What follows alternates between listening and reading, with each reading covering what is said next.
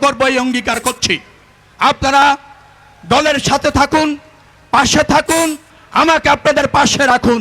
যে দায়িত্ব আপনারা দিবেন বিএনপিকে এবং আমাকে, ডেফিনেটলি তার মর্যাদা যে কোনো মূল্যে রাখবো ইনশাআল্লাহ।